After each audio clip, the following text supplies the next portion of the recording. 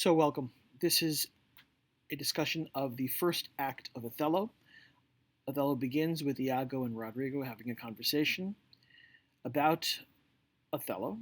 Othello is not named in the first act and scene of the play, even though he is discussed. And both Rodrigo and Iago have their own personal complaints, their own axes to grind against Othello. Rodrigo's complaint, of course, is personal. He loves Desdemona. Desdemona loves Othello, and so Rodrigo is trying to get Desdemona with the help of Iago, and of course, Rodrigo is paying quite large sums of money to Iago in order to get Desdemona for him. Iago's complaint against the Moor is different. It is a professional complaint. He says in Act 1, Scene 1, "But he, sir, had the election, and I, of whom his eyes had seen the proof at Rhodes, at Cyprus, and on other grounds, Christian and heathen, must be beleed and calmed by debtor and creditor. This countercaster, he in good time must his lieutenant be, and I, God bless the mark, his moorship's ancient." And so Iago's complaint is that he's been passed over for a promotion, right? And he's been passed over in favor of someone who is who has not seen any action in the battlefield, right? Michael Cassio. And instead, Iago, who has not only seen action in Rhodes and Cyprus and Christian and heathen lands, instead Iago has been demoted or not, or basically been given the rank of the moorship's ancient instead of the ensign, which is the title that Iago believed he should have been promoted to. And so both Iago and Rodrigo are complaining, and Iago is promising to Rodrigo that he will do whatever is in his power to try and get revenge against the Moor. And Rodrigo complains that you don't seem to have shown any kind of outwardly,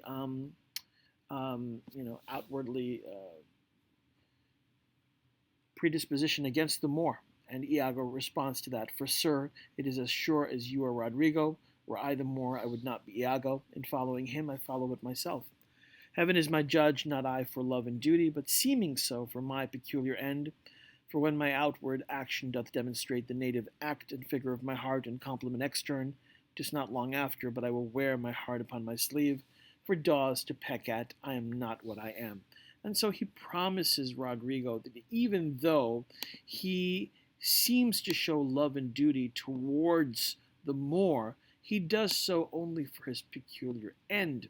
He demonstrates one thing outwardly, but inwardly his heart is against the Moor.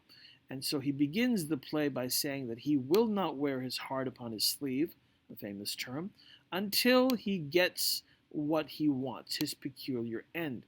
And so he begins with the play with the declaration, "I am not what I am." In other words, we are warned right at the very start of the play that anything that Iago seems to be, we should not trust. He is not what he claims to be. And so throughout the rest of the play, we're going to keep an eye on Iago to see what kind of disguises he puts on. And in fact, why he will put those disguises on, what kinds of ends he has in mind. They arrive at the door of Brabantio's house in the middle of the night, and their ruse is to stir Brabantio, who is Desdemona's father, against Desdemona. And it's dark outside, and Iago yells, "Awake! What ho, Brabantio! Thieves, thieves, thieves! Look to your house, your daughter, and your bags! Thieves, thieves!" And so Iago is trying to use Brabantio, Desdemona's father, against Othello. And notice the way that women are described in this play. Thieves, thieves, thieves, your daughter and your bags. Women are equated with property. And when a woman is stolen from someone's house, it is the equivalent of that man's property being stolen. So keep this in mind, this equation between women and property. Certainly, Iago fuels this kind of sentiment, and Brabantio, of course, believes it, as we'll see later on. Notice also the fact that Othello is never referred to by name in the first act and scene of the play. Instead, every reference to Othello is of a Negative nature. Othello is called an old black ram. He's called the devil. He's called a Barbary horse. He's referred to by the color of his skin, the Moor. Moors were black skinned Africans. And even a stereotypical association with those black skinned Africans of being a lascivious Moor, someone who is lustful. Not once is he referred to by his name Othello. He's deprived of his proper name, and instead notice how he's shown to be a ram, a horse. He is animalized, and in being called the devil, he is even dehumanized. We have to ask ourselves, is Othello all these things? He's described this way at the very beginning of the play, but when he actually takes the stage and we see him and hear from him for the first time, is he animalized? Is he dehumanized? Or is he very much a human being? Iago tries to stir on Brabantio to panic, but notice that Iago does not reveal his identity to Brabantio. These are the lines he gives to Rodrigo. Farewell, for I must leave you. It seems not meet nor wholesome to my place to be produced, as if I stay I shall against the Moor. For I do know the state, however this may gall him with some check, cannot with safety cast him. For he's embarked with such loud reason to the Cyprus wars, which even now stand in act, that for their souls another of his fathom they have none to lead their business.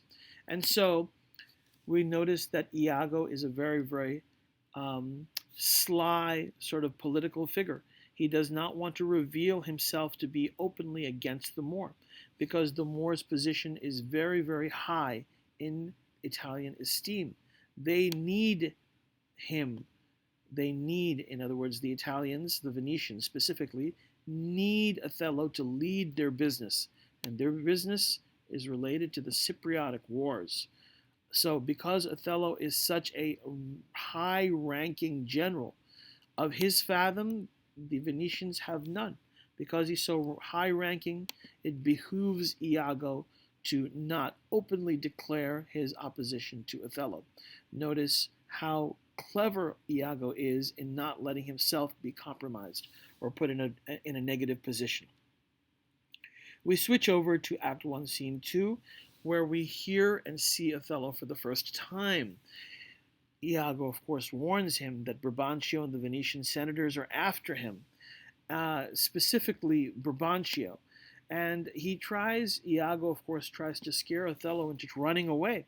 But Othello is not scared of Brabantio at all. Instead, he says, let him to his spite my services which I have done the Signori shall out-tongue his complaints. Othello is not at all afraid of Brabantio's complaints against him, because he knows that he has done so many services to the Signori that Brabantio will have nothing to say against him that will outdo his rank among the Venetian senators. Othello also reflects on his new condition, right? He is sought after as a military figure, right? He's needed to lead the Venetian navy against the encroaching Turkish navy. We'll get to that in a second. But notice that he is in sort of a liminal position. He's moving from a military figure to a different kind of a figure. As he says to Iago, for know, Iago, but that I love the gentle Desdemona, I would not my unhoused free condition put into circumscription and confine for the sea's worth. And as a military figure, his condition is unhoused. But notice that something has happened to Othello. He has changed from a military figure to a domestic figure. He has, in fact, become a housed figure. How has he become housed? How has he gone from being unhoused and military to being housed and domestic?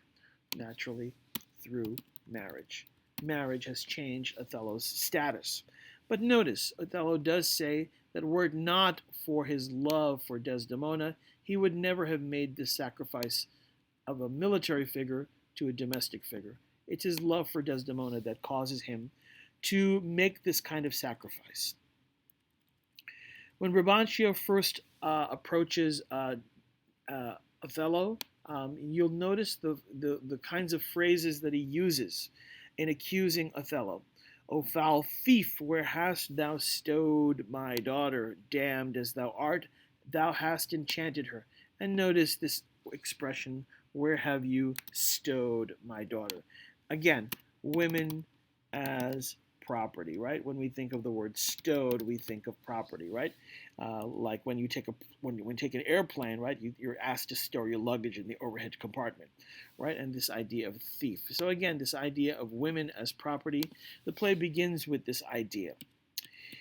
Act 1, Scene 3 shifts the scene over to the Venetian Senate. We know that the Turkish navy is bearing down hard upon, they think, Rhodes, but it's discovered later on that the navy wants to attack Cyprus. And so the Duke of Venice declares valiant Othello, we must straight employ you against the general enemy, Ottoman. That's Othello's role. Now notice, the Duke of Venice says this before he is approached by Brabantio. These lines come before Brabantio comes to the Duke of Venice. And the Duke of Venice asks him, why, what's the matter? My daughter, oh, my daughter. And all the senators say, dead? Brabantio says, aye, to me.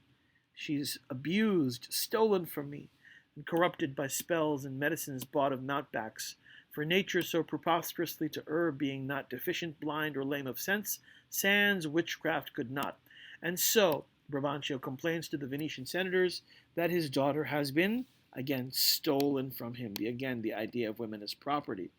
Notice the promise the Duke of Venice makes to Brabantio before having any knowledge that the person who stole Brabantio's daughter from him is Othello. Notice this promise comes before Brabantio says that the person who stole my daughter from me is Othello. The Duke of Venice says, whoever he be that in this foul proceeding hath thus beguiled your daughter of herself, and you of her, the bloody book of law you shall yourself read in the bitter letter after your own sense, yea, though our proper son stood in your action. And so he promises, the Duke of Venice promises the bloody book of law. He promises complete satisfaction to Brabantio for whoever stole his daughter, even if it's the Duke's own son who stood in the action. Brabantio is happy to hear this promise from the Venetian Duke, and he says, humbly, I thank your grace. Here is the man, this Moor, whom now it seems your special mandate for the state affairs hath hither brought. Just a moment after declaring that they need Othello to save their city against the Turkish fleet, Brabantio has just procured a promise from the Duke of Venice that the bloody book of law will be thrown against whoever stole his daughter, and in that next breath, Brabantio reveals that the person who stole my daughter is this man, the Moor.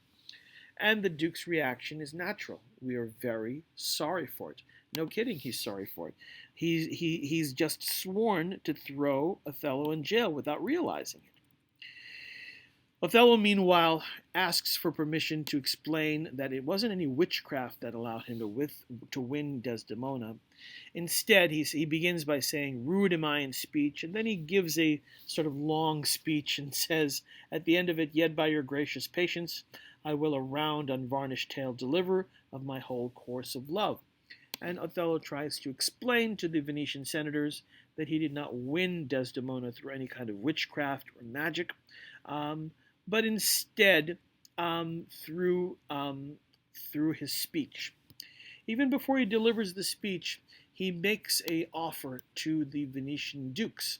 I do beseech you, send for the lady to the Sagittary, and let her speak of me before her father. If you do find me foul in her report, the trust, the office I do hold of you, not only take away, but let your sentence even fall upon my life.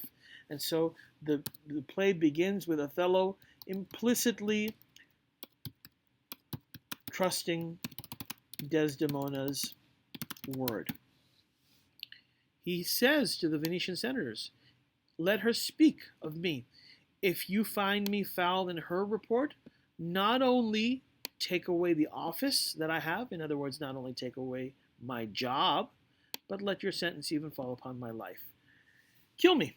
If Desdemona says that I beguiled her, if Desdemona says that I stole her, then kill me.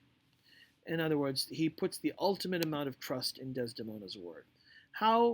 Notice how certain characters treat women as property and other characters treat women as full human beings. Not only do they respect them as human beings, but they respect the word of those human beings. They respect the testimony of those human beings. Notice how at the very beginning of the play, Othello is so different, especially in the way that he treats women, and Desdemona in particular, than the ways in which Brabantio and even Rodrigo and Iago treat her. What changes from the beginning of the play to the end? Othello describes the way that he won Desdemona, and his explanation is long. I'm not going to read the entire thing, but I'll just read a part of it.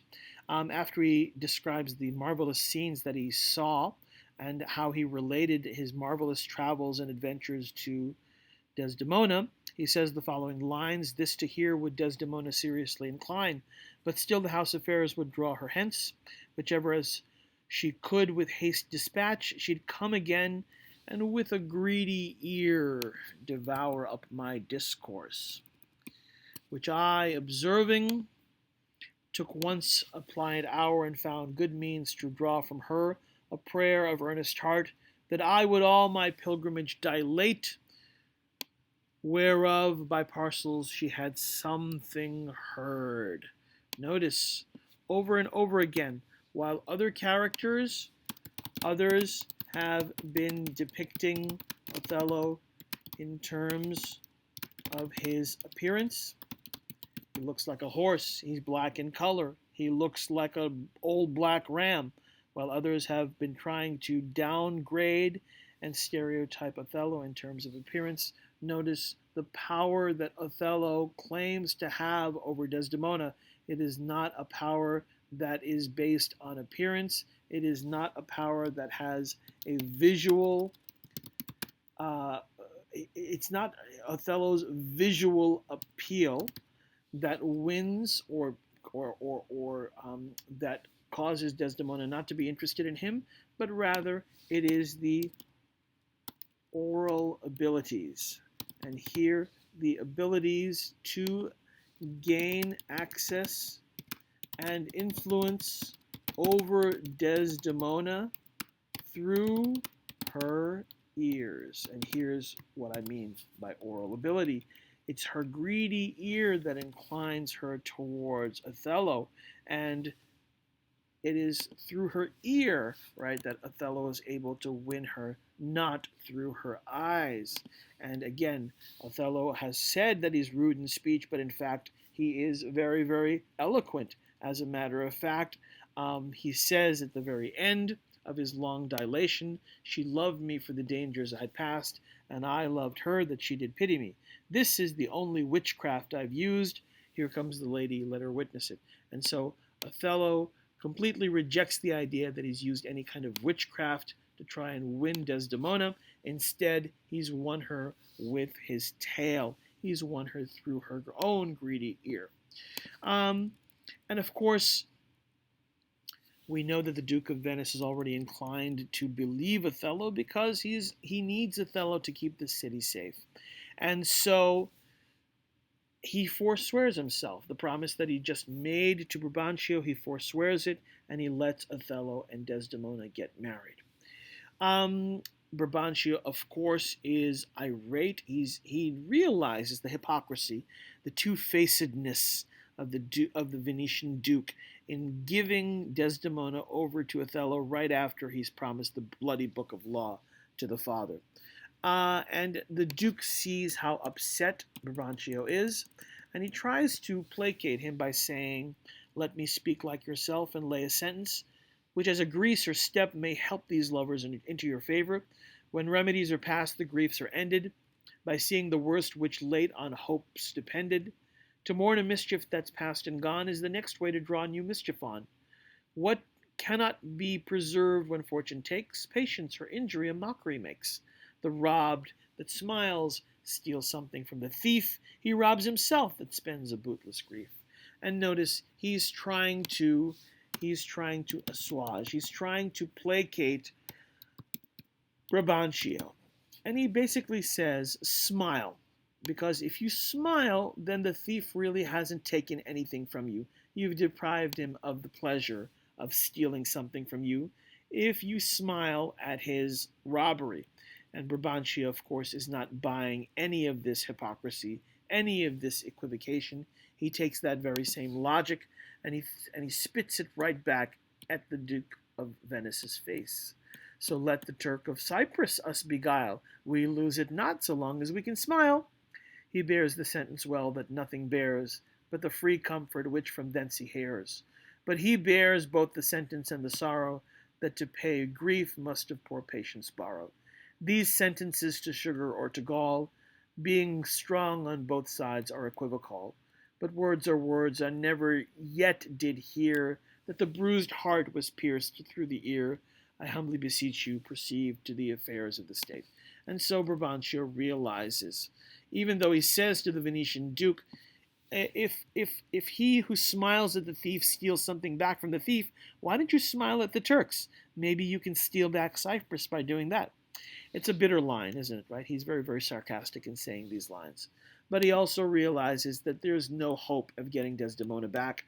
The greater good is to keep Othello free and able to defend the city rather than to throw him in jail. He realizes he's lost Desdemona. Politics wins over personal interests. Brabantio does give Othello one final word of warning, though, before Brabantio exits the play, never to be heard from again. Look to her more, if thou hast eyes to see. She has deceived her father and made thee. These are words that you may want to keep in the back of your mind. These are words that may ring in Othello's ears. And so, after Brabantio has lost Desdemona, and it becomes very, very clear to Roderigo that he has no chance with Desdemona as well. She's officially been married off to the Moor. Roderigo wants to kill himself, he wants to drown himself, he wants to commit suicide, and Iago has to sort of talk him off the ledge, right? Iago needs Roderigo's money in order to continue to, of course, fill his own pockets, but also to try and get some kind of revenge. And so Iago, you may want to look at the dialogue where Iago kind of walks Roderigo back from sort of, killing himself. Iago realizes, and Roderigo, of course, is won over. Iago realizes that Plan A has failed, right? Trying to use Brabantio to try and throw Othello into jail has failed, and now he needs to come up with a Plan B. And so this soliloquy, it's a moment where he is alone on stage and shares with the audience his internal thoughts. That's what soliloquies usually do. When Iago has the soliloquy, he says the following, and these will be the last lines from Act 1. Thus do I ever make my fool my purse, for I mine own gained knowledge should profane, if I would time expend with such a snipe, but for my sport and profit I hate the more. And it is thought abroad that twixt my sheets he has done my office. I know not if it be true, but I for mere suspicion in that kind will do as if for surety. And again, another reason why he might hate the more is because there are rumors abroad that maybe Othello has slept with Iago's wife, Emilia. Iago has no way of knowing it's true. As a matter of fact, he's not even sure if it's true, but he will act as if it will. He holds me well, meaning Othello holds Iago in high esteem. The better shall my purpose work on him. Cassio's a proper man. Let me see now. And we can imagine Iago kind of rubbing his chin and thinking aloud to himself. Let me see now. To get his place and to plume up my will in double knavery. How? Notice Iago is trying to think on his feet. He's a very, very adaptable character. When one plan doesn't work, he's quick to adapt to another plan. Let's see. After some time, to abuse Othello's ear. And this is very, very important. We talked about the importance of the shift from the ocular to the aural, A-U-R-A-L. after some time to abuse Othello's ear that he is too familiar with his wife. He hath a person and a smooth disposed to be suspected, framed to make women false. The Moors of a free and open nature that think men honest, that but seem to be so, and will as tenderly be led by the nose as asses are. I have it, and he's come upon his scheme. It is engendered. Helen Knight must bring this monstrous birth to the world's light. And so he intends to abuse Othello's ear by using Desdemona to plant the seeds of suspicion in Othello's mind.